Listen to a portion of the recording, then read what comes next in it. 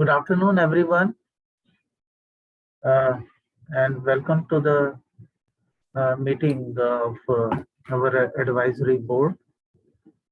And today we have two topics to be discussed.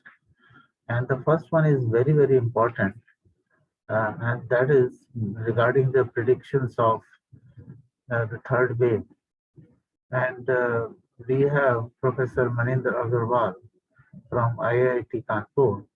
And so there are lots of interactions between the immunity, herd immunity, vaccination, and the third wave also. So whether the third wave, when it will come, and how big it would be in comparison to the first and the second wave, and what is the interaction between all these vaccination and the natural immunity through the natural infection, and ultimately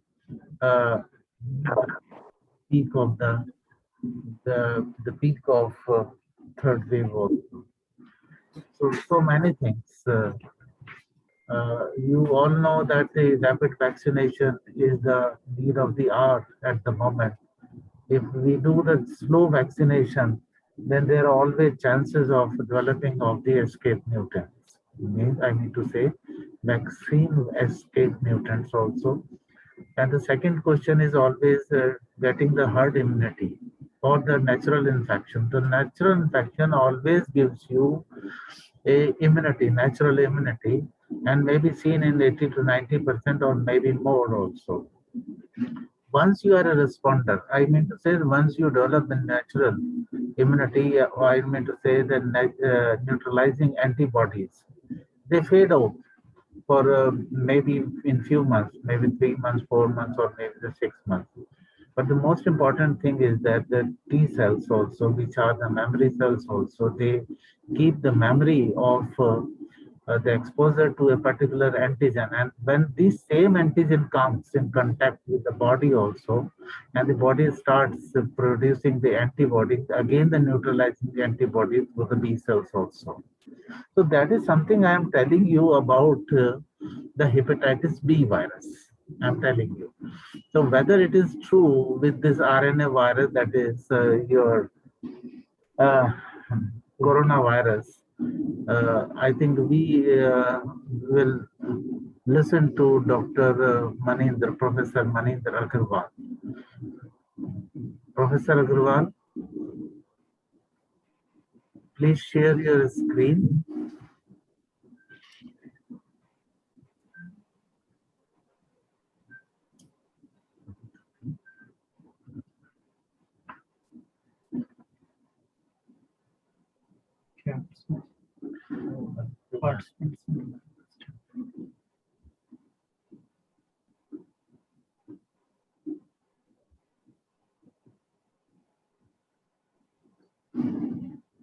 अभी थे join थे मेरे ख्याल में disconnect हो गए हैं मेरा मोबाइल था doctor Agarwal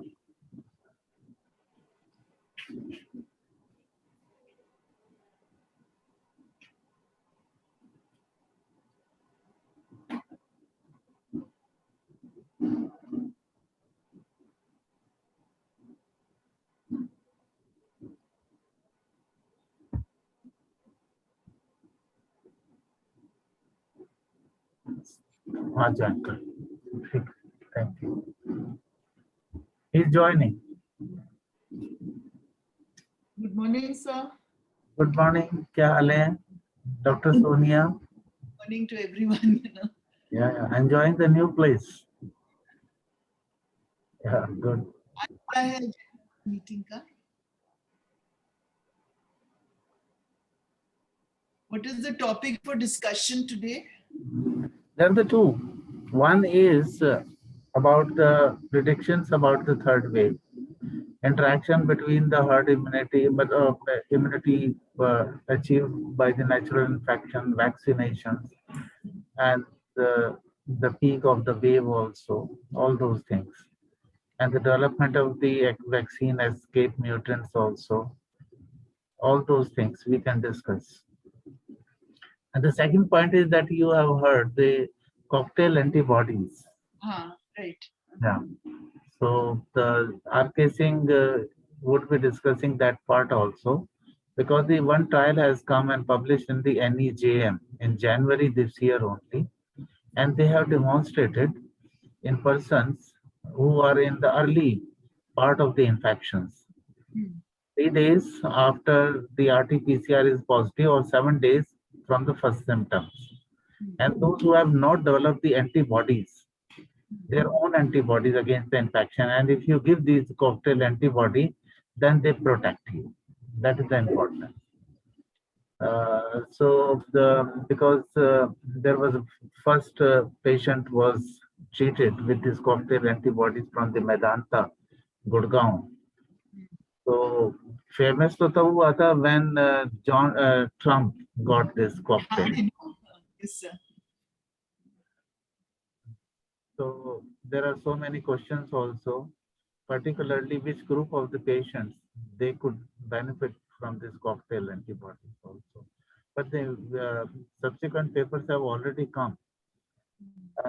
One can escape all these and by the escape mutants also to these antibodies also.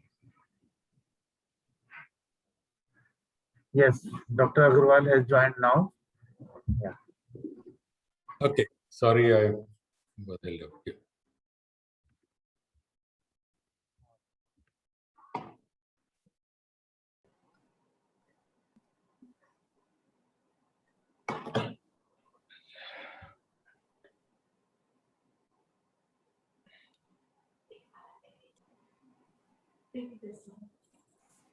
Good.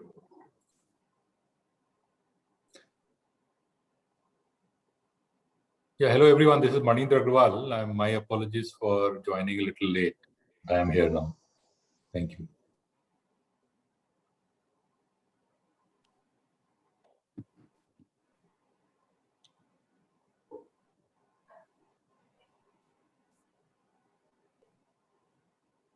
Am I audible? Yes, you are audible. Please share the screen. Okay, I'll just go ahead. So I'll start the presentation. Sure.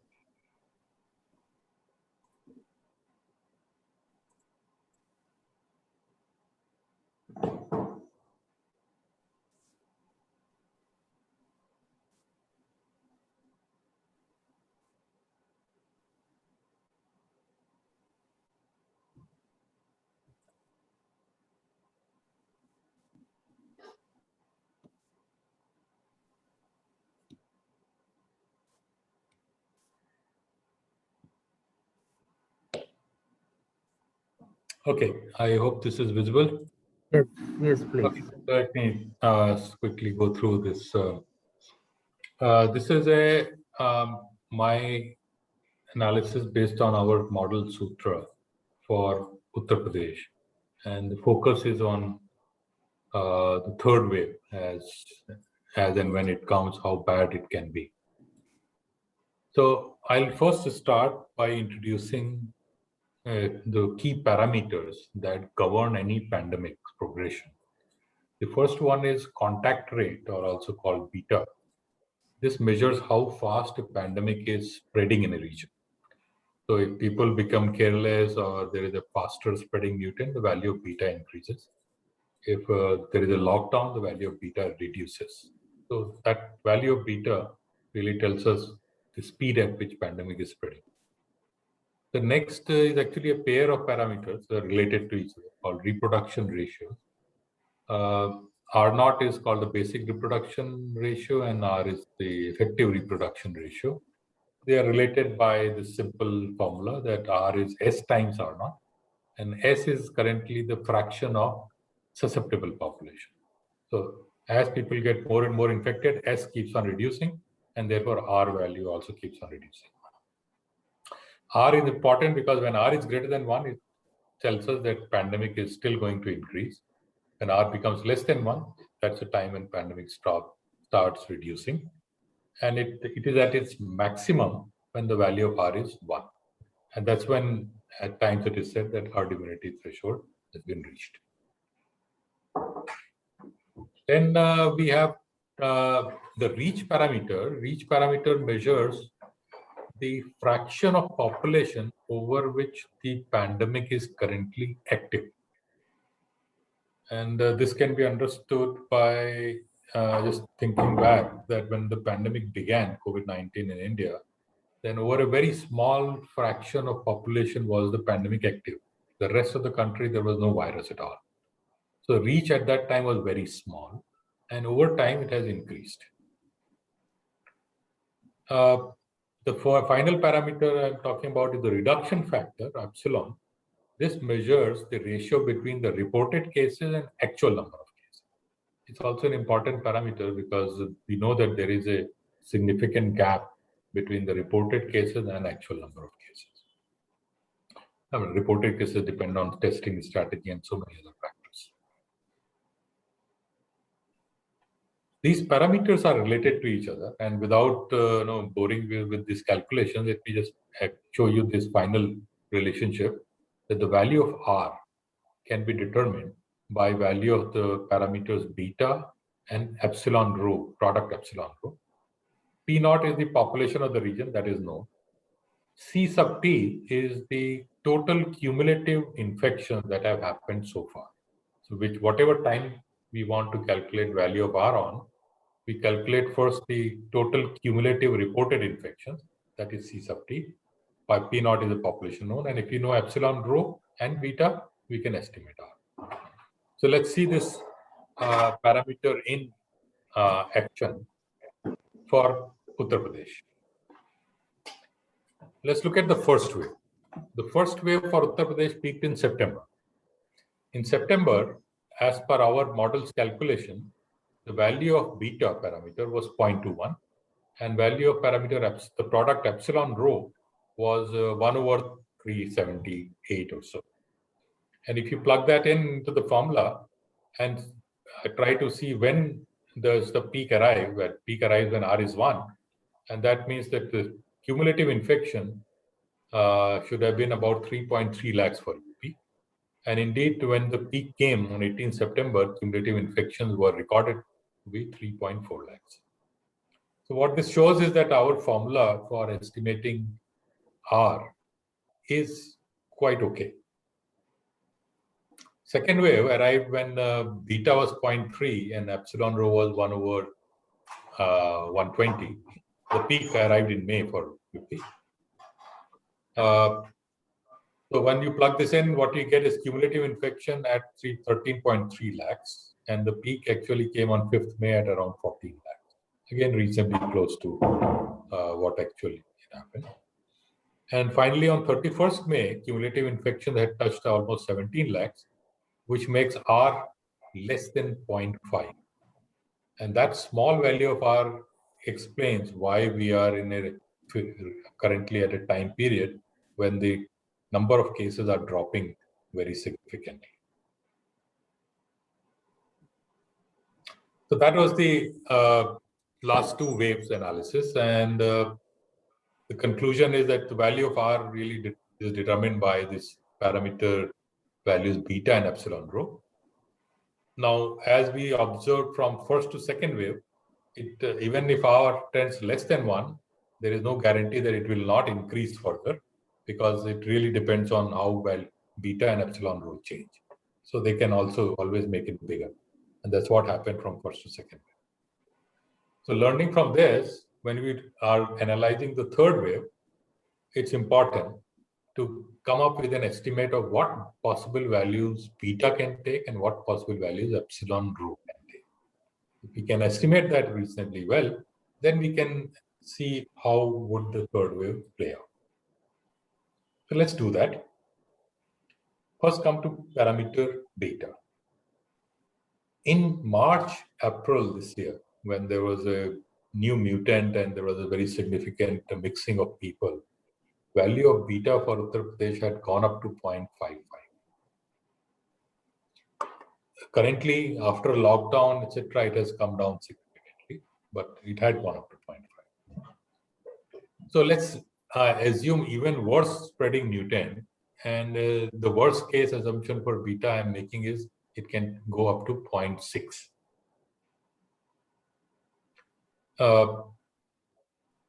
So that's it's just an assumption. And the value of beta may not reach that high. It may even cross this value. But this is just to guide us as to see what will happen if the value of beta is reasonably high. Now, coming to epsilon rho parameter, a recent survey from done in various villages of Uttar Pradesh seems to have shown that about 2/3 villages haven't been touched by the pandemic yet. Now, if that is indeed true, then one can assume that about 50% of the population is residing in these villages of the state. So the reach can be only about 50% or 0.5. That is the spread of the population over which the pandemic is active. And if that is the case, then epsilon rho currently is 1/120, and rho can at most be 1, and epsilon is not changing much. So all put together, we can assume the worst case, epsilon rho to be 1/60. So now this gives us the possible different scenarios to calculate. Beta 0.3 as it is now, 0.6 in the worst case, and in between value 0.45, which is perhaps the likely situation. 1/epsilon rho, currently 120, that's the best case. Worst case is 60, and in between value 90 I have taken. This is again probably more likely that the pandemic in the third wave may spread into a few new regions, but not all. Now, here are some more assumptions that I have made. First is the third wave is not going to begin before August. And the reasoning used is that given that second wave has been so traumatic, people will be careful at least for some more time. So I'm assuming they'll be careful up to July. Also, the new mutant that I'm assuming may come. If it comes, mutant generally takes some time, few months time to spread all over. So if the new mutant is coming again in next couple of months, it's not likely to spread too much. So again, August is perhaps a time we can take, in the worst case, the start of the pandemic. Also, the fact that immunity that has been acquired as of now will certainly last up to July. That's also a factor in saying that it will probably last much beyond July. But I'm being very conservative here, and I'm assuming that it will last only until July. Also, I do not take into account the immunity due to vaccination.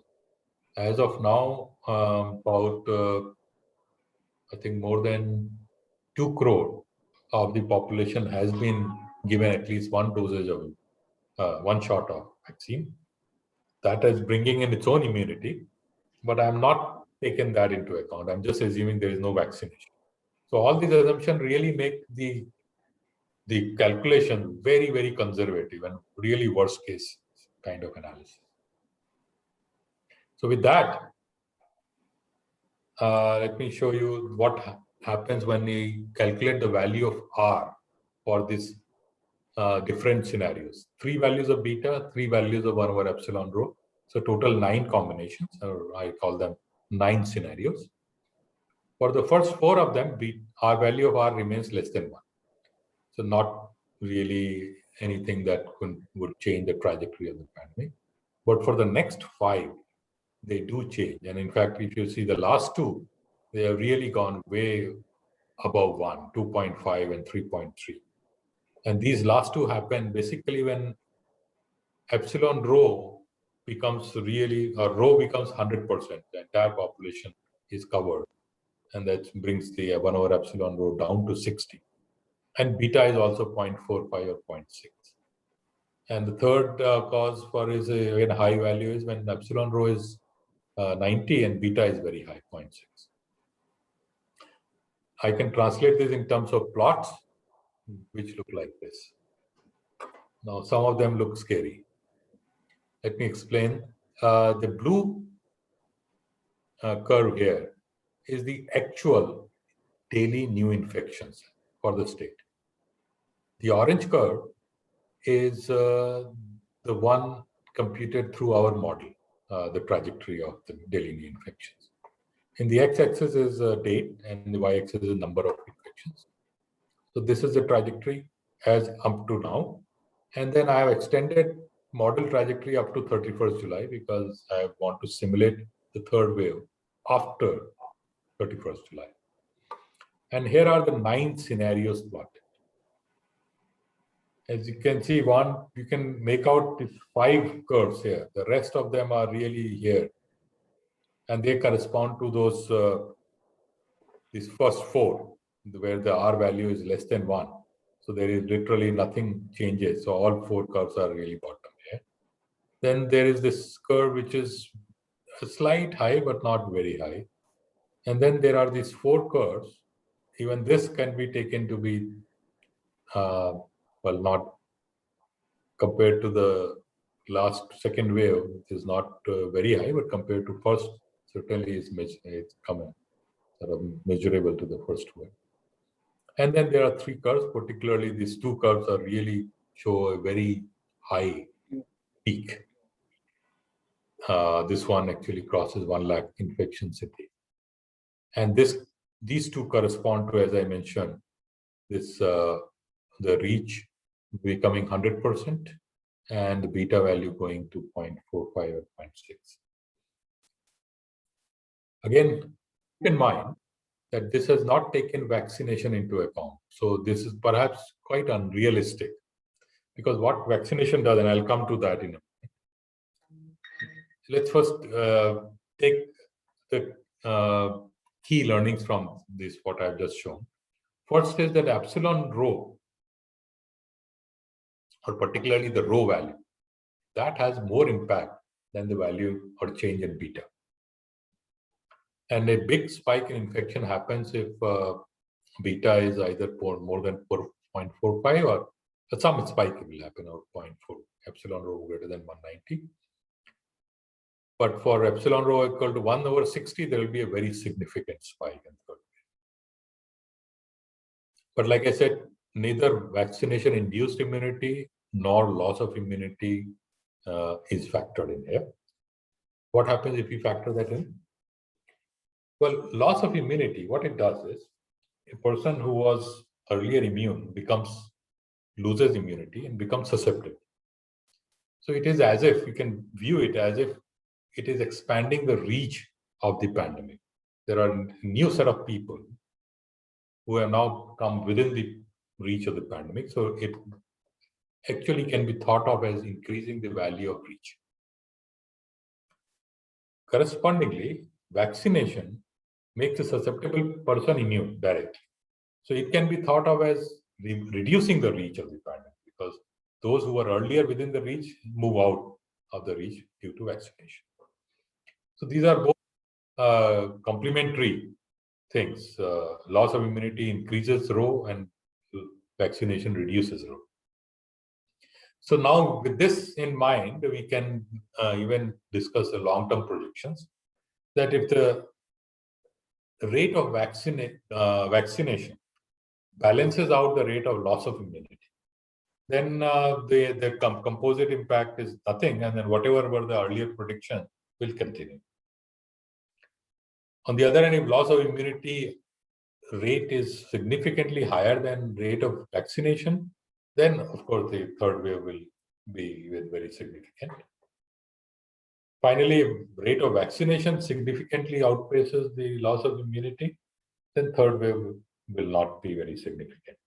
And going back to this thing, what I can say is, if now coming to the actual situation, we have already vaccinated about 10% of population, at least with 1 shot.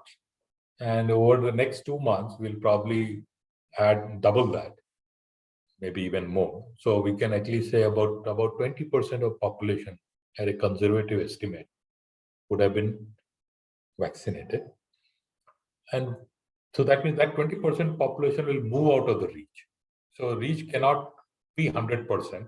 Like I said, reach is currently 50. I'm assuming reach to be about 50%. it can at best be 75 or rho, and that corresponds to the 1 over epsilon rho value to be 90. And so perhaps this is a more realistic assumption to make than this one, because the way vaccination is proceeding is unlikely to make this value happen. But just to list out all scenarios, I have given that. And if that is the case, then perhaps these two particular curves need not be realistic. And what we are really looking at worst is this particular curve, which may happen if the vaccination rate doesn't pick up significantly, and there is a very significant new mutant causing significant damage. So that's what I had as terms of presentation. I mean, I've done the analysis for the country, but that's probably not relevant here. So I will stop sharing. Thank you, Dr. Agarwal. So first of all, I like to have comments from different people here. First of all, from the chief of our clinical immunology, Dr. Amita Agarwal. Yeah, thanks, Dr. Maninder, for a brilliant presentation and making us think a little bit in a mathematical way. We medicine people hardly ever think in these kind of equations. So I just have 3 points to make. One, that your assumption that the immunity gained by this second wave will wane off by July. With whatever data we have from the first wave, it's very clear that the immunity stays for beyond 6 months in most. Very rarely it wanes off by 3 months. And even later than 6 months is generally present in most people, because that is why we are seeing very little reinfection rate. Even in the second wave, the reinfection rate has been very low. So that assumption, if we don't make or we take from what we saw in the second wave, if we have data of reinfection, that will really improve your model. Absolutely. To say that how little it will be the impact. That's one. The second, that the vaccination coverage and the impact of vaccination on the next wave. Whatever data is coming from, even from our country and from UK, that most of the vaccines are very effective against variants. Agreed, the efficacy may vary by reduction by a factor of 1.5 to 2. Depending on what vaccination are we using. So thus I feel that even if you have had 1 dose of vaccination, we would have very good immunity. And third is that how much of immunity has been acquired across population by this second wave. Because I think that at least 50% of our population would have definitely developed a good immunity, because whatever I have read, I may be off the mark, I can't be 100% sure, but I think that about 6% of our population has been affected by symptomatic disease, 5% or so. And generally the ratio of symptomatic to asymptomatic disease can vary from 20 to 30.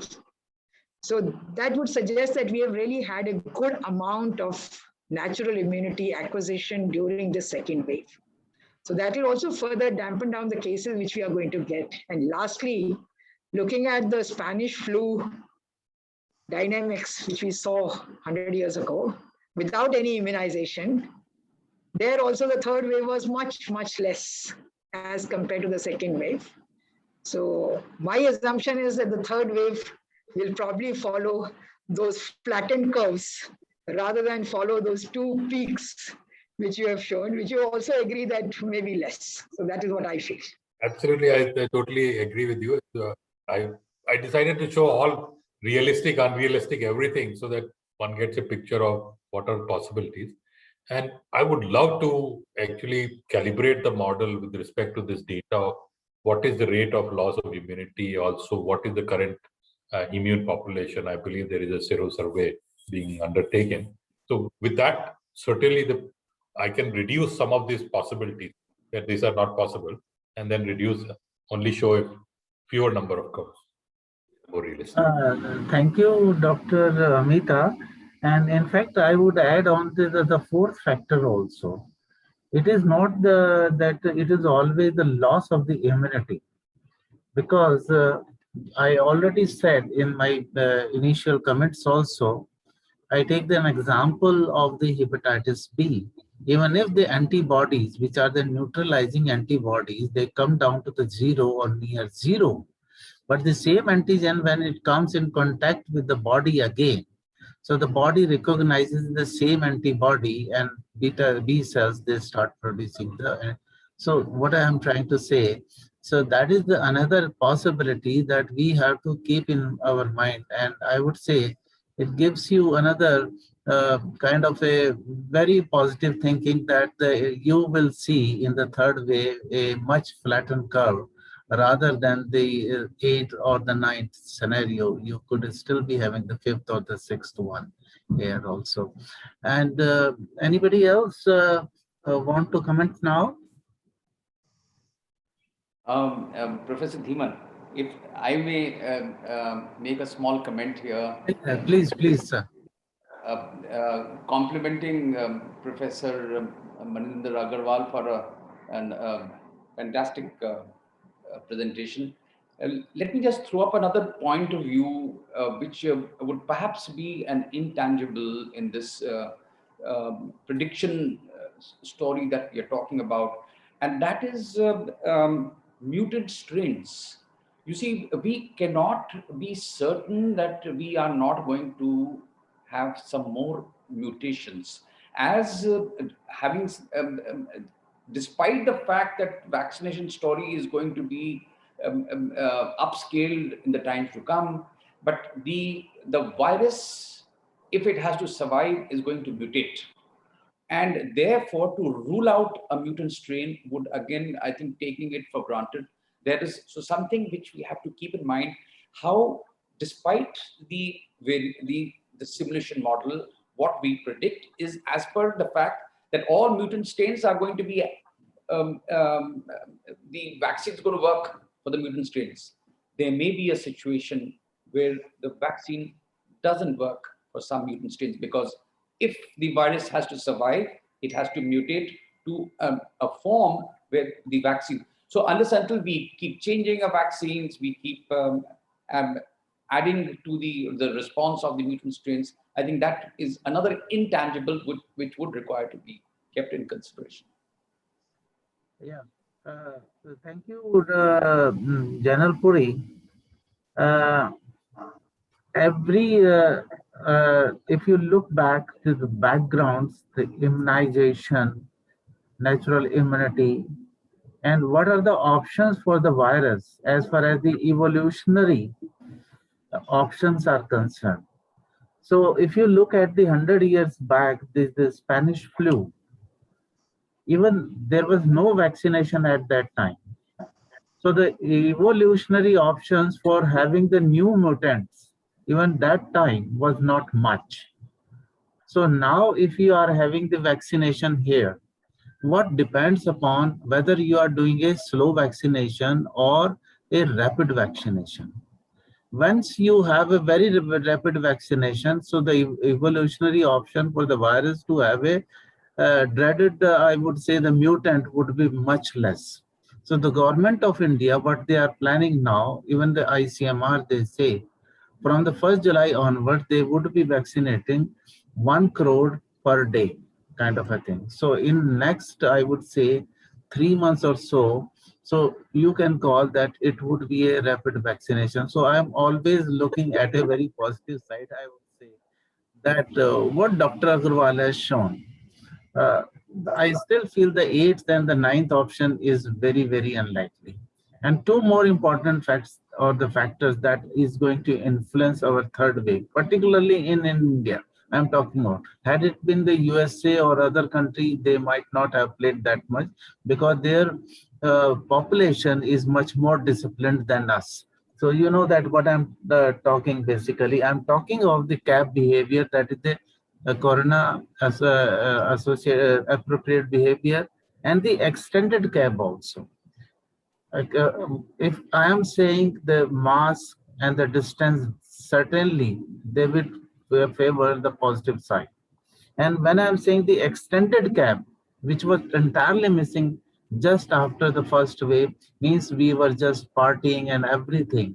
So even the small gatherings, if we avoid them, then so we call them the extended cap also. I think they are going to affect the third wave also. So our recommendations to the government, what Dr. Agarwal has said, should also emphasize in these points also, like the cab and the extended cab. That is from my side.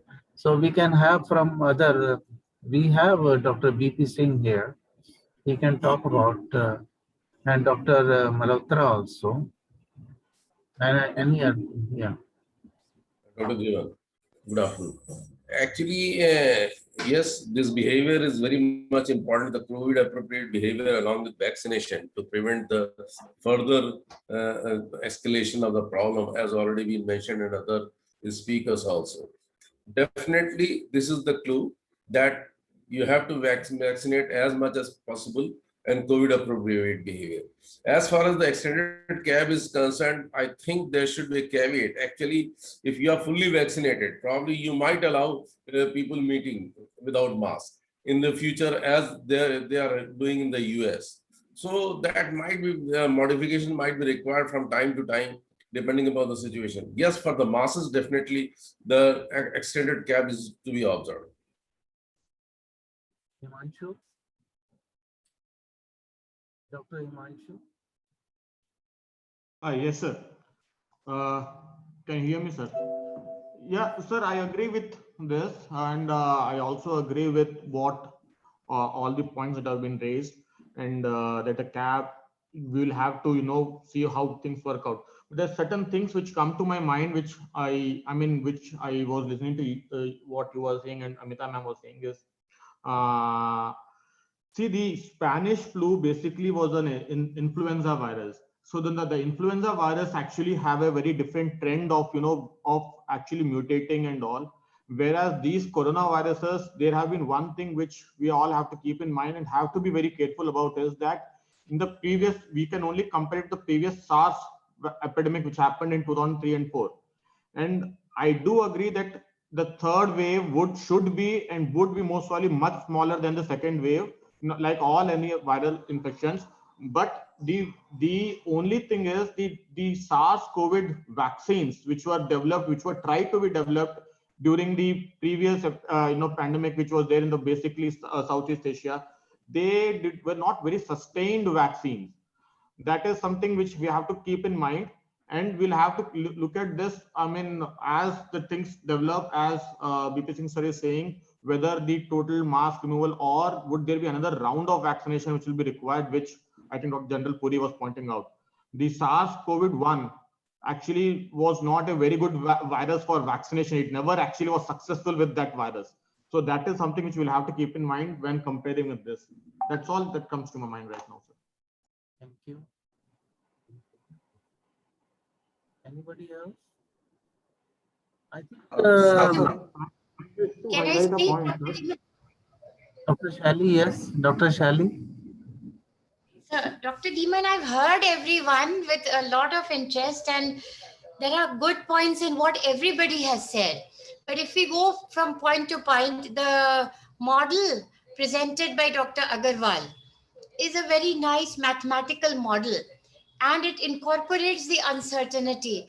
But for us in the medical field, we want something more certain than uncertainty, which we are already playing with. So, given the uncertainty of the model which he has projected to us, I would go by what Amita Agarwal is saying, what you are saying, and everyone, that common sense says that how bad can the wave 2 be, wave 3 be? It can't be worse than wave 2. Why can't it be worse than wave 2? Because in wave 2, there were certain things like the COVID appropriate behaviors dropped, vaccination not showing up in the scene, etc. And if we go by the Spanish flu history, the third would be less. Now, as Himanshu was saying, The SARS-CoV vaccine developed earlier were not vector-borne. They did not have the technologies that we have today.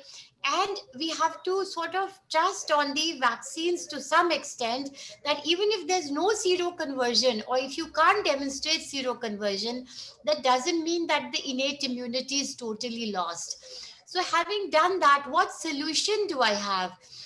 I don't have a solution, but I can tell Dr. Agarwal that if you can model the Japanese fourth wave, the fourth wave coming in United States, and you see the trajectories they are following, and you play it with the data which we have in the country, perhaps we will have more realistic picture. In Japan, as I was following, it is in pockets, it is in well circumscribed areas where it can be well controlled. I'm sorry, my video is not working, therefore I'm speaking without video.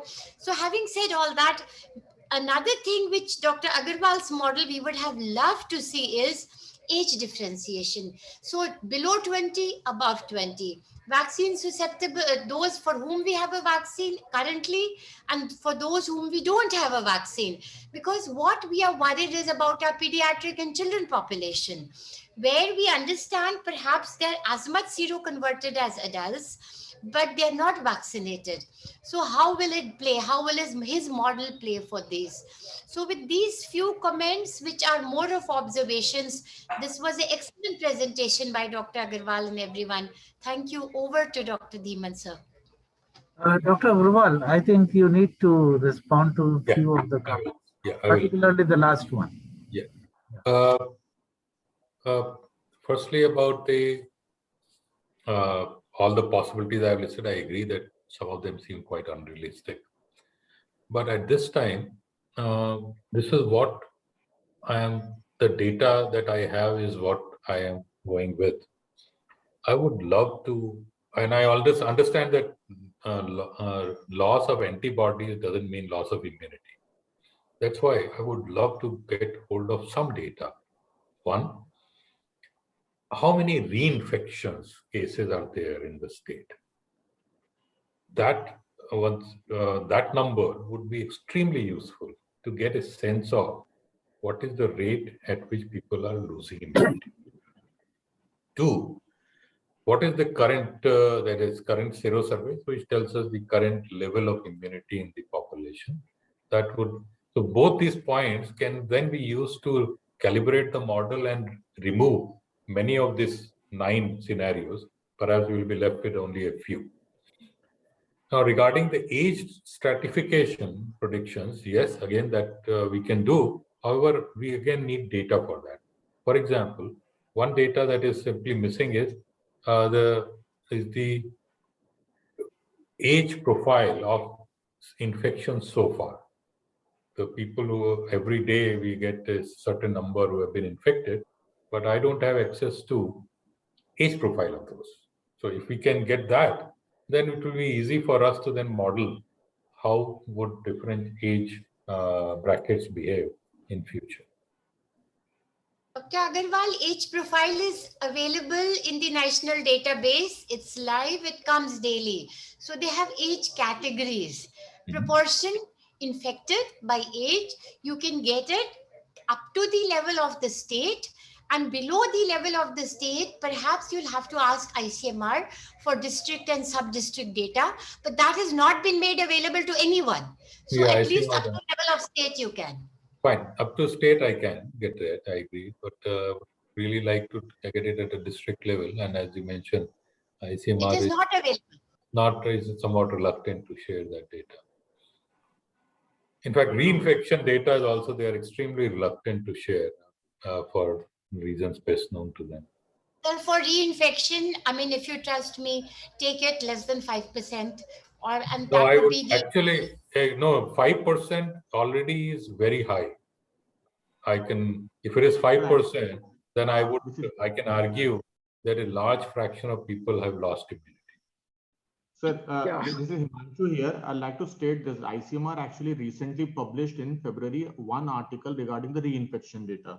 This was, I think, published in Infectious Disease and Public Health, the UK journal, So one of the things that I wanted to state here is why this decrease in, why this, you know, ambiguity about the reinfection is that because the definition of reinfection is also not very clear.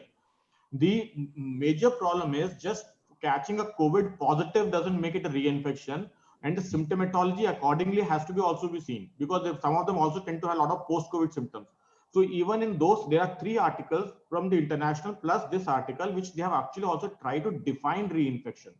Equally, what I think your data, one of the problems that I think you have a great model, but one of the major issues here is, or specifically for this state, is a very good serosurveillance study, which includes the multiple, you know, even in the last discussion I had pointed out, the representative samples of different areas, the rural, the urban slums. This will actually determine what will happen in the third wave. What are the areas which have been affected, which are the areas which are still naive, and where you can actually be, that will also determine which is the area which we have to focus on. Right now, there are a lot of speculations, and we are, you know, the pediatric age group is something which just comes to the mind because right now the pediatric age group has not been affected overall. That's what we expect. But there are a lot of adult population who still are naive, who still have not been exposed. The rural population, even the government of UP accepts that there is a huge population chunk there which could still be highly prone for this epidemic. So one thing that we should propose is a very good serosurveillance study, taking a proper representatives. That will only determine what we can do in the next, what will happen in the next wave. Just responding to the queries also about the serosurveillance studies also, and the government of the UP is taking at the all district level. And the one data that I have, less than 25% of the villages, they have been exposed to this virus, and more than 75%, they are still the naive, I would say, as far as the infection is concerned in the villages also. I think there are so many factors that ultimately would determine the third wave, or maybe even the fourth or the fifth wave also. Because earlier the vaccination, but at the same time, I would reiterate what General Puri has said, that the vaccine escape mutants. You cannot forget about those things. So anyway, we had a good discussion also, but at the same time, I would say that we should come out with some kind of the recommendation that could be sent to the UP government also. Myself and the Dr. Agarwal would be drafting the first draft, maybe by the Sunday also, and then we can come again with a draft to all people of this group also by Monday or so that we can recommend to the government different intricacies of so far coming to our understanding to the third wave also. Okay. So now one question to you is, sir, that when you are giving recommendation, how can you give recommendation for predicted the third wave? It can't be a recommendation.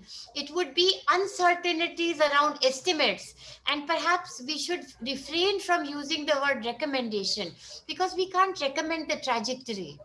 And also the May publication, Dr. Agarwal of ICMR gives a reinfection rate of 4.5%. You can check the data.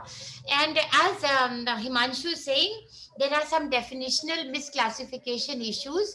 But my comment to Dr. Dhiman, sir. Sir, can I have a point? Just responding to your comments also, what recommendations we can give as far as the predictions or the third wave is concerned? I tell you what recommendations what we can. The one recommendation that we can say, the zero prevalence studies must be done. Yeah. Number 2 recommendation that we can give, that the 5% of the samples should be subjected to the sequencing also. Yes, yes. So these are the recommendations against that we are going to give from the first wave to the second to the third.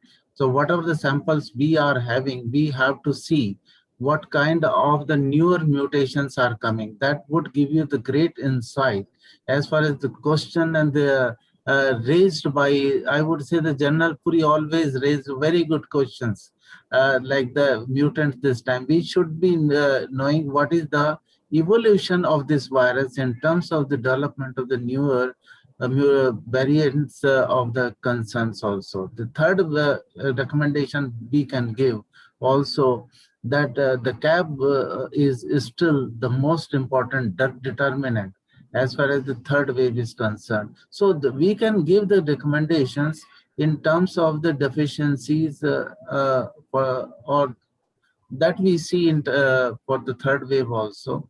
So at least we have to give these kind of the recommendation to the government also. And again, the predictions through the mathematical models also, and whatever we are having, we can give the recommendation. The vaccination should be at what pace we should have for the vaccinations also.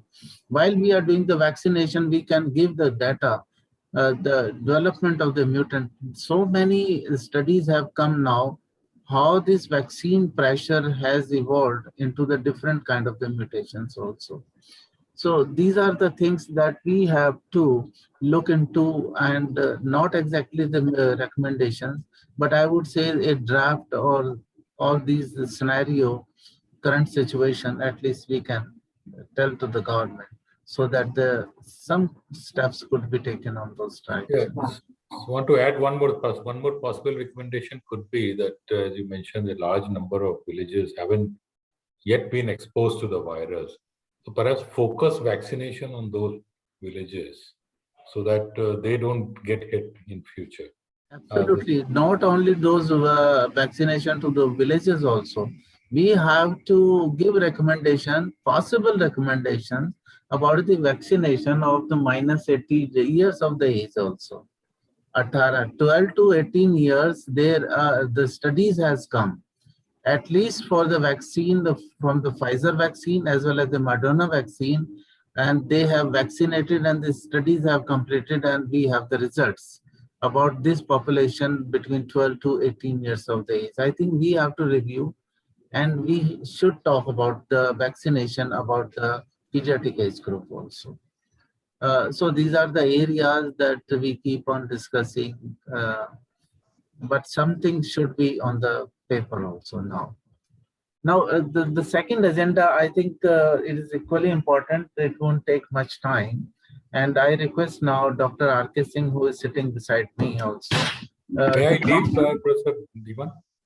May I request your leave? Yeah, you can leave. Thank you so much. Thank you so much, Dr. Agarwal, once again.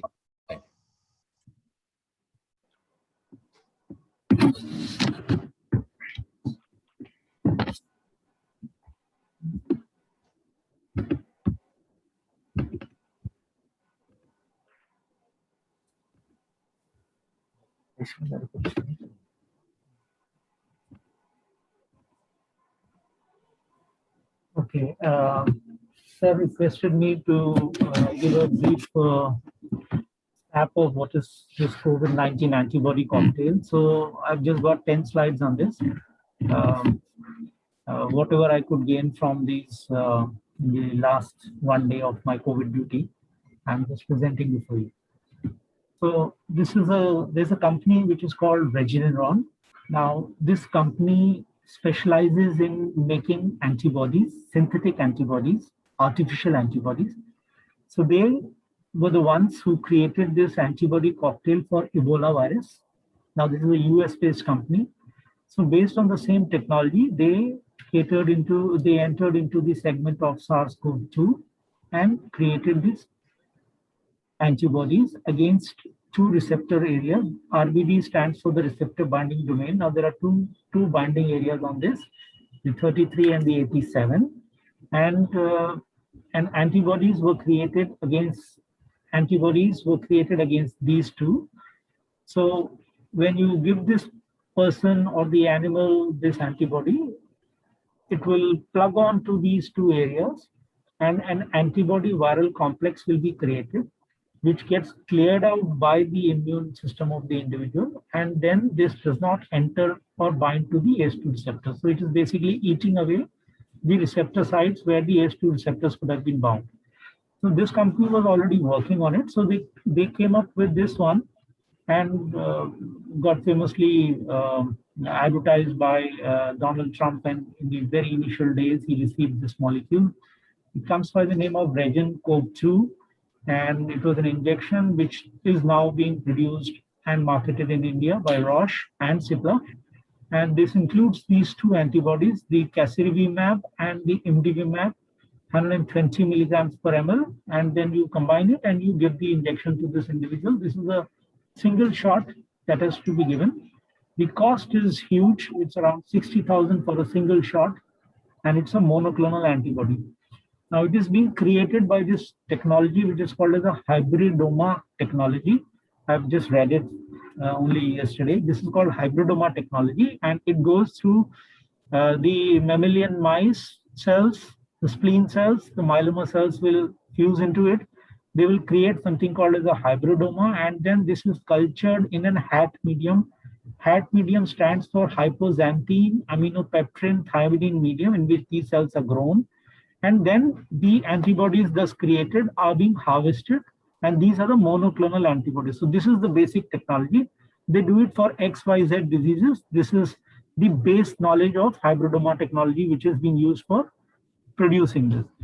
Now came out then the publication published in NEJM on Regencov-2, a neutralizing antibody cocktail in outpatients. Now the word is outpatients.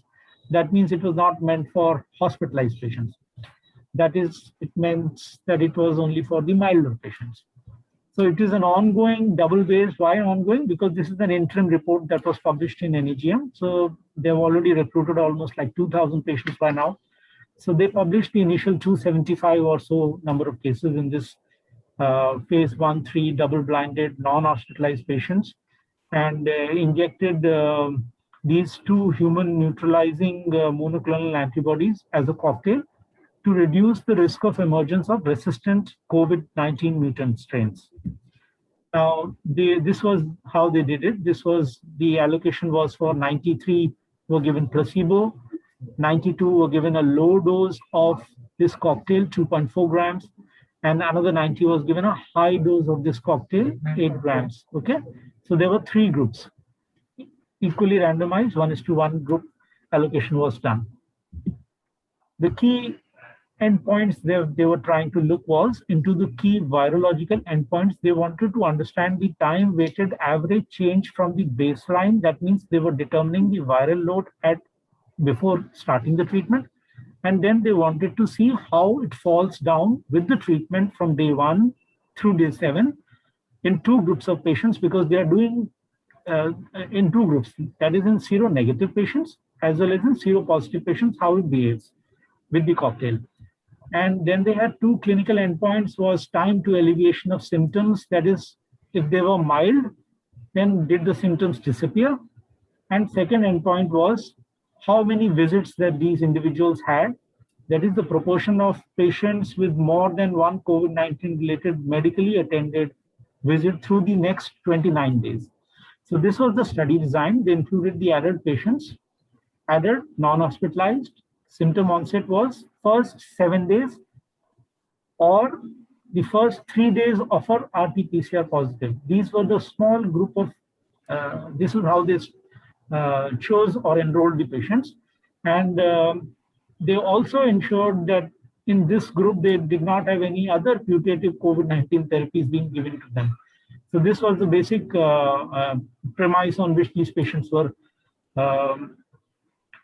enrolled into the study. And they, again, as I told you, a lower dose, a higher dose, and a placebo. And what was interesting and important was that they determined the viral load of all these patients. Second, they also determined the antibody levels of these patients. Antibodies included against the spike protein IgG. They included even IgA, and they also included Ig nucleocapsid of this COVID virus. So they included 3 antibody titers for this group of patients and studied them, through the course. Okay, and let us see what they found with this. So these groups were equally matched, and the red bullet, which I am showing one, you can see the viral loads in terms of log copies. These are viral loads in terms of copies per ml. So the numbers were so huge, so they come down with the log values. And so this is an important area of research that they were doing. They were giving the cocktail, and understanding how the log values of this viral load is falling with the cocktail. And it was equally matched for this entire. So this is one important area. Then let us go on to see because you are doing serology, so you will break up the group of patients into a seropositive group and a seronegative group. So the viral load you can see in the seronegative, that means those who did not have an endogenous antibody production or an immune response had a very high viral load, which is automatic. When I don't have antibodies to fight against, my viral load is going to be high. And for the seropositive, obviously the viral loads were pretty less. And this was also seen in this, that at baseline, this was a statistically significant thing to understand, that seronegative and seropositive and the viral load estimations were statistically quite different in both these groups. Now, what we found out was, this has to be seen. You have to understand this. This is the most important slide, if I would say, to understand this. On this axis, you can see change in the mean viral load in terms of log 10 copies. And then they have compared two doses. You can see here 2.4 versus placebo, 8 versus the placebo. The central line that you see, this is the 2.4 dose. This is the 2.4. This is the 8-1 dose. So there are now three comparisons. One, whether giving it is better than the placebo. Second, whether giving a low dose is better than the placebo or a higher dose is better than the placebo. So these are three questions they were trying to understand. And you can see here on this time is a time weighted average of least of squares mean. That means what is the downfall in the terms of viral load which is happening when I give certain treatment. Okay, so this is how it is going. Now on this side of this one, you see there are two. This is a seronegative group and this is a seropositive group. In the seronegative, that means those who do not mount a response or those who have a high viral load, which is synonymous for me, means that this effect of this 2.4 is much better, okay, and is almost equivalent to that of 8. So why give 8? Why are you not happy with 2? So that is the answer for us. So when you can get the same effect with 2.4, why do you want to give 8? So this is one. And in the seronegative, the impact is marginally much better than in those who already have endogenous antibodies with them. And on that, you give a cocktail. It doesn't really make sense. Then why do you want to give a cocktail to these patients who already have an endogenous response? So it is already crossing and these lines are already crossing. So it's not great for the antibody. Second element, the C part of this curve, if you see, there are copies per ml, 10.4, 10 to the power of 5, 10 to the power of 6, 10 to the power of 7. So as the viral load is high, then you can see the difference between the placebo and the 2.4, this blue line in the center. The blue line is for 2.4, this is green is for 8. So you can see the difference in terms of the difference of the viral load that which will create is huge as the copies are much more. If the viral load is high, the impact of this cocktail is great. If the viral load is less, the impact is not at all meaningful. By the way, it means that those who have immunocompetency, it is not a great thing to be giving a cocktail to them. Common sense says don't give it to patients who already have immunocompetency. They looked also into the adverse consequences. It was reasonably okay, no serious adverse events with these molecules that were being given to these patients.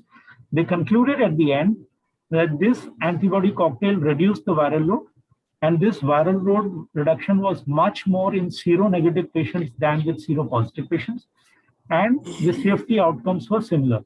Now, look, since this is a small presentation, I have not been able to do a hair splitting of each and every. I've just taken out the best from this. So it's now open for the discussions. Yes. Any comments? Amita. Dr. Amita, yes. No, my comment, there are other studies also which have done a retrospective analysis and shown that it can reduce hospitalization, but the impact on mortality is still plus and minus. And people are trying in communities where you have high risk individuals like nursing homes or old age homes. So there, if you have a case, you give it to other people to even prevent infection. And I think that paper came only 2 days ago where they have shown that if people in the old age homes have been given this antibody cocktail after they have had exposure, the chance of having infection is also reduced. But the problem is it's a very expensive therapy, has to be given very early in the disease course or in the infection course actually. So how much feasible it is in our setting is a major issue. Any other comment? Also, I would like to add in this that Regeneron, Memphis Hospital has started a clinical trial of Regeneron in pediatric age group. They've just begun their recruitments very recently, I think last week. So, of course, for pediatric, it's definitely a no-no till we get results from the trial. Okay, I think those at the high risk and who can afford early in the course, that is within 3 days of the RT-PCR, within 7 days of the first symptom, and without antibodies, I think they can be given this drug. Because once these patients, they get admitted and they get lots and lots of the antibiotics and other therapies, I think the cost of that therapy is much higher than these 2 doses or the single dose of these cocktail antibody. Because there is no comparison at the end, what happens? Those who did not receive this kind of the therapy and how many of them they get admitted and what is the cost at the end of the, whether they survive or they don't survive. And we don't know what is the ultimate effect on the mortality also. I think in a controlled setting, this drug could be used also. This is just an interim analysis of this 275 patients. There is more data to come, which will probably get published soon. We'll have around 2,000 plus patients data on this. So as Sir said, it is only an early, you need to be seronegative, then you need to be having a viral load. For me, getting these 2 things done before I give Regeneron to anybody is a difficult thing for me to do. How do I clinically see that this patient is going to be seronegative? So that is for Amita Madam to help us. How do I clinically understand this patient is going to be seronegative without doing the test? No, you have to do the test. You have to do the antibody test. You have to do that. You can get the report within 2 hours. Actually. So that is what we need to do. We need to have these tests, the viral load, as well as the antibody titers, before I give the benefit of this drug to any patient. My just one question to the immunologist, Dr. Amita also. This is a kind of the antibody also. You can also have the mutant vaccine, antibody escape mutants also. Is it possible or not? Because there is always an immune pressure on the virus. Yes. Or it is a short. Actually, I have seen one of the article also that escape mutants are already there. Yeah. Yeah, so those issues of 2 issues are still pertaining. That one is of escape mutants and second is of antibody induced enhancement. Because so far in this disease, we haven't seen much of antibody induced enhancement either with vaccine or with use of monoclonal antibodies, whatever they have been used so far. And escape mutants have been more described with plasma therapy because plasma therapy contains much more of non-neutralizing and neutralizing antibodies. So there the chance of escape mutant is much higher. While here you are selecting those monoclonal antibodies which are truly neutralizing antibodies. So the chance that you will not neutralize the virus is very, very low. and you're not having any non-neutralizing antibody in this cocktail. Both these, and there are one more company is making these monoclonal antibodies, which also has a cocktail of 2 antibodies, and Regeneron is the other one, which has 2 monoclonal antibodies combined together. So escape mutants will be a less of an issue, but antibody enhancement is still people are thinking that how it will play out. I would like to say about the antibody enhancement. I think this is the first thing before a release of whether it is a vaccine or the antibody. So every company has to be very sure that it doesn't cause the antibody enhancement. So the chances of getting the antibody enhancement after the release is very, very less. That is something I am sure.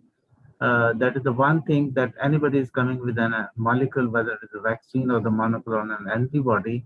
So they have to first show the data that it does cause the antibody enhancement. Sir, I have a comment.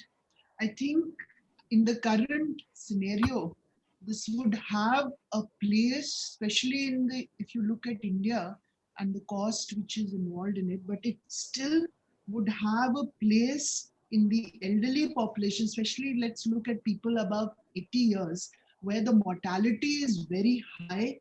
And if this is given early, in the course, it would definitely, and a person can afford it, I think it would definitely have a place in the elderly population, with this preliminary data which is available.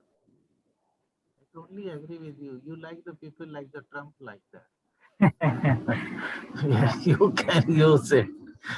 Oh. At least in those people where the mortality is very high, I think it is worthwhile. Dr. Janal Puri, last comment from you. No, I think it has been very nicely brought up, all the issues. This thing, of course, this is a pilot information. I'm going to ask one question to Dr. R.K. as well as to Professor Amita. Of course, this is more for my own understanding of the issue at large. Whereas it is being specified that the antibody cocktail would be of relevance and importance only if it is given early in the disease, and you lose focus if you give it later in the.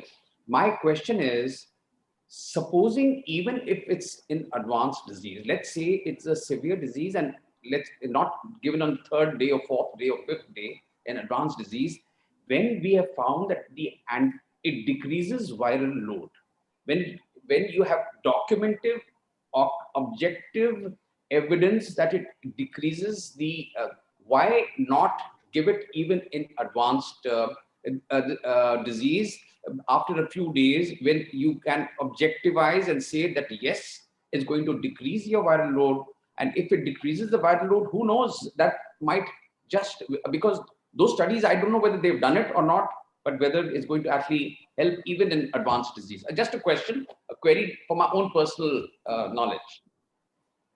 So, RK, you want to answer or should I answer? Those patients who are already mounting a response, this has not been found to be useful. Now, even the viral load reduction in the seropositive patients was not found to be great with this medication. So the paradigm is, you should not be able to mount a response at all, then it is the best for you. So as you go in the course of illness, when you have a viral load on day 1, after 7 days or so, there is going to be an antibody generation within your body, unless and until you are so immune down that you cannot mount a response at all. Therefore, they have chosen this select group of patients in the first 7 days. Because 7वें दिन, 8वें दिन, 9वें दिन, it is a presumption that we will mount a response to any insult that a body has in terms of a viral infection. My take is that. So it is better in the early, as far as this information which is coming out is. Ma'am. Yes, so Dr. Puri, it's basically because our whole immune system is so good that once it starts producing antibodies, giving this cocktail is of no benefit, because it is only having 2 or 3 things which it is recognizing. It's a cocktail of only 1 or 2 antibodies or 3 antibodies at large. So that is why it is only effective when you have not generated your own antibodies. So even in these two studies which are published in NEJM, they showed that if you have antibodies, it is absolutely ineffective. They've also tried in hospitalized individuals, and where it was shown that it didn't have any impact at all in any of the composite outcome measures, including death, requirement of ventilator, and other composite things. Okay, the last question that I am asking to each one of you, and that is that the antibodies, they are available in India now. Do you think should we recommend to the government also that we should also have some stock of these antibodies or this armamentarium in specialist hospitals? I'm not saying to the all, like SGPGI or maybe KGMU or like this other hospitals, because the indications in that scenario would be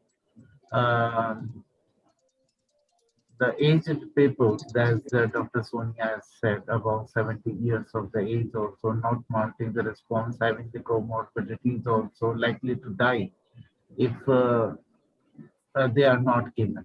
I'm just using this word, which is not appropriate as far as this, but you know that there are the group of the people who are likely to have the more adverse outcomes of this infection. So can we recommend to the government for this group of the people? And government अपने हिसाब से देखेगी कि कुछ VIPs भी हैं जो इसमें फिट बैठते हैं. So that is a very tricky question that I am asking you. I'll start with the General Puri. No, I don't think we should be giving, we have it in our armamentarium. We are aware of, I think it's been spelled out exactly where and what are the indications, if at all there are. If you give recommendations, then perhaps you would be quoted and be asked, "Yeah, aaphi ne to bola tha, then why are you not?" So and then perhaps there will be use or misuse of this high-ending cocktail. I'm not sure. I think we can leave it as a gray zone, and we have this information, we have the knowledge, but I think giving it as a recommendation that we should be having it in our stocks would have a different connotation. What I'm trying to say, if you don't have, then you have to answer why you don't have. If you have, then you have to answer why do you want to it. So that is easy to answer actually, at least for me.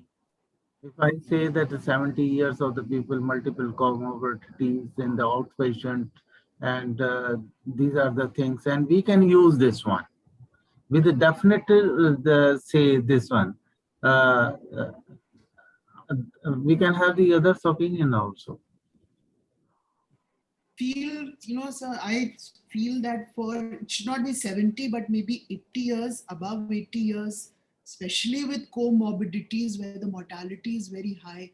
In this subgroup, at least it should be available for this small subset of patients.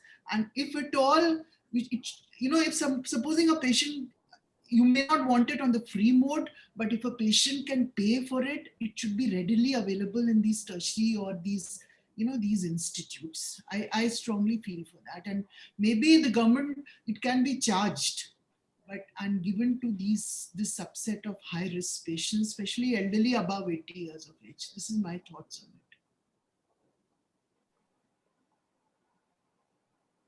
I think we need to look at the data that how effective it is in that age group first. Is there a data to suggest? Otherwise, it's available in the market now, and anybody who can afford it can surely get it. And the likelihood that we are going to get people in that bracket time frame when we can treat them, that is the most important, because as Dr. Puri was saying, that it just doesn't work afterwards. So we need to be in that window, and how effective it is in that age group, and the cost. So these three issues are very important. I personally feel rather than saying above 80 years of the 70 years, I we can say the people Unable to mount it. who are unable to mount response, also having the multiple comorbidities and likely to have the adverse outcome as a result of the COVID infection. So, and this may be used in those people who do not show antibody on the estimation within 3 days of the RT-PCR and within 7 days of this thing. I think it should be available. That is my the take on this. It should not be that that we are not using, and somebody after some time say that why you are not using, and then we start using that kind of a thing. I agree. So it could be for the high risk in general, not just age determined. We should not mention the age or something else in that situation. Said it because that population is especially vulnerable for mortality. But it could be, I agree to what you're saying, that when there are several comorbidities, also the mortality is very high. So there should be a ready availability. Procuring it through the market always takes time. So a ready availability, and it also shows that we have the that we know about using it in these patients if they can afford it. So Dr. Dhiman, I think this is an ideal case for a full-fledged economic analysis. What are the trade-offs? What are we losing in terms of the money, of societal money? If you see that if the hospital gives it, there is a societal trade-off. What at the cost of what? And saving whom, younger or older? How many productive years of life are there? So this is a complex issue. Again, it depends upon the seroprevalence. I mean, the patient should not have antibodies. So then other things will come into it. Like what is the regional seroprevalence? At what cutoff? What region?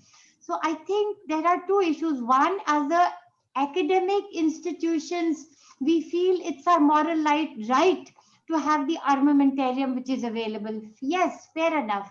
We should be allowed experimentation to a certain extent. Why not?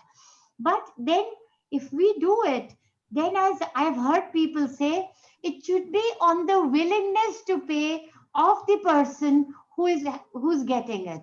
Because the numbers will be so much that from where will the money come from the societal perspective? We are, hesitating about ordering IVIG. Now, when you come to this, what numbers are we talking about?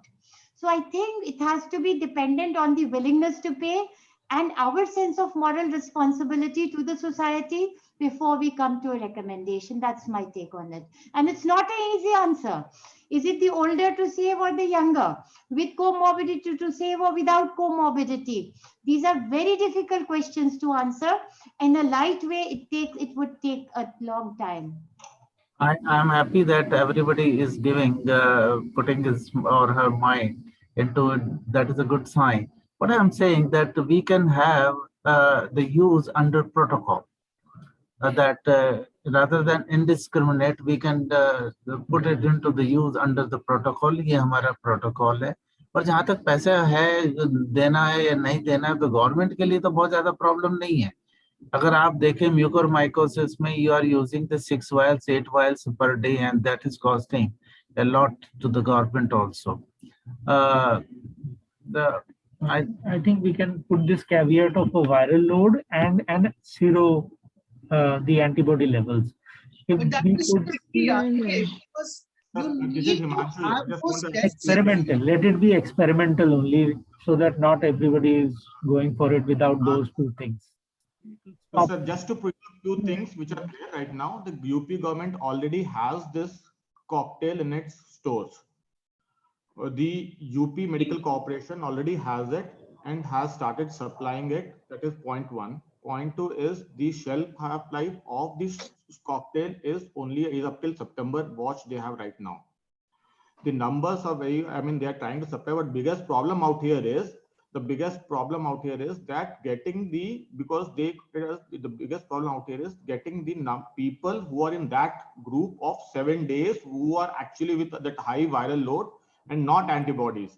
So one of the major issues when we talk about that is if we ask the government to purchase or we give a recommendation, the government goes for it with the guidelines, then you will have to remember that there will be a lot of wastage which happened in the first line of the remdesivir also. Because the the shelf half-life is very low for this cocktail. So one other thing is what I would suggest is, in the meantime, just let's take a look how much is it really useful and usable, and then go for the recommendations. Till then, we just make a guideline where and how to use them, and leave the rest of not purchasing on all the purchasers, because I have a huge doubt that we will ever get in these tertiary care systems these sort of patients who will be exactly fitting into the guidelines where we can use them. Yeah, I think it is a very sensible suggestion that we should give the guidance rather than the recommendations also. And the guidance should include the selection criteria for the persons or the patients suffering from the COVID-19 for getting this drug also. I think getting a viral load is difficult. The one thing is that the CT value that you can have, you can say they're about 22 or less than 22 or 24 or 20 something.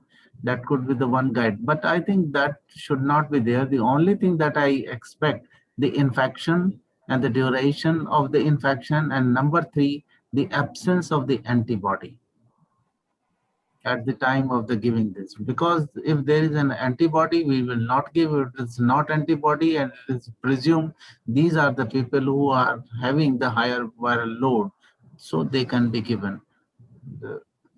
I think we can make the guidance to the government also, where we can use this product.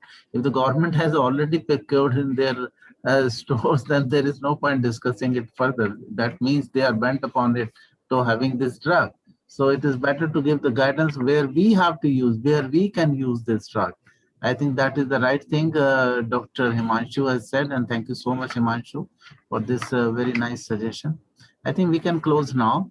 In your guidelines, sir, what about immunization? So if the patient has been immunized, will he or she be considered for this antibody? No. So then you can write that also. No, but Madam, I think, so yeah, Dr.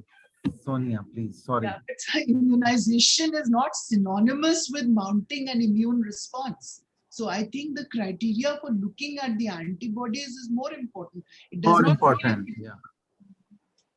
Yeah, that's it. There are many people who received the first shot of the vaccine and they did not mount the response. So they will be, I would say, they can get this drug also, this cocktail also. And anybody who has not received the vaccine, on the contrary, and they have the antibody, because one of the study in the European society, when they were using this what you call the plasma therapy, and they found that those who were benefited, possibly benefited, those did not mount the response actually. Those who have already mounted the response, they did not benefit from this plasma therapy.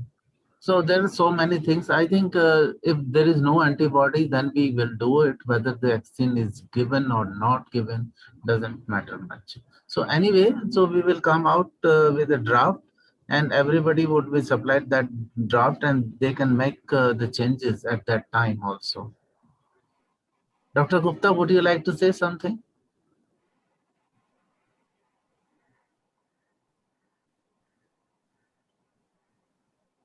Thank you, sir. I think they are very good. Both the sessions were very good. This, I think we should have contacts and details of this antibody available in the nearby whosoever dealer, like we had at tocilizumab or remdesivir.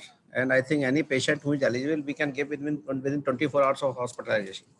So it can be made available. And of course, patient life saving is more important. Age is not that criteria. So we can use it.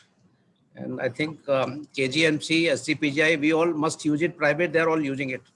So I think in government setup also. I think we stop it here now. Thank you so much. Thanks a lot.